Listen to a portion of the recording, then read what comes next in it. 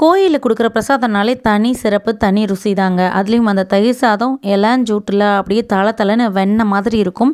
சாப்பிட அவ்வளோ ஒரு அமிர்தமாக இருக்கும். அதை இப்போ செஞ்சிடலாங்களா? அதுக்கு தாராளமாக தண்ணி வச்சு பச்சரிசி வேக போட்டுடலாம்.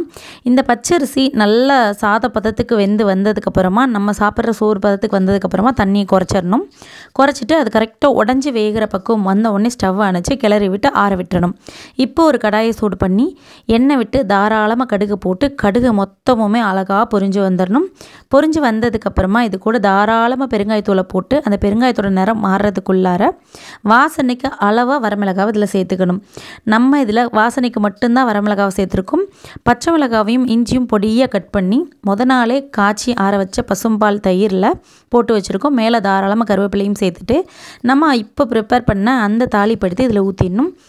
இந்த ஸ்டேஜில் இதை ஒரு தடவை நல்லா கலந்து விட்டுட்டு உப்பையும் சரி பார்த்து ரெடி பண்ணி வச்சுக்கலாம். ஆல்ரெடி நம்ம சாதம் வேகும் போதும் உப்பு போட்டிருப்போம். ஸோ அளவான உப்பு போட்டு கிளறி வச்சுக்கலாம்.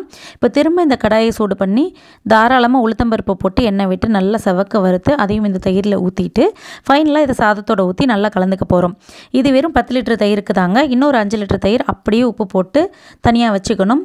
நம்ம எப்போ சாதத்தை டிஸ்ட்ரிபியூட் பண்ண போகிறோமோ அதுக்கு ஒரு அரை மணி நேரத்துக்கு முன்னாடி அந்த 5 லிட்டர் தயிரை ஊற்றி அப்படியே கலந்து கொடுத்தோம்னா இளஞ்சூட்டில் வெள்ளை வெள்ளையர்னு நல்லா கெட்டிப்படாமல் தளன்னு இருக்கிற தயிர் சாதம் கிடைக்கும்.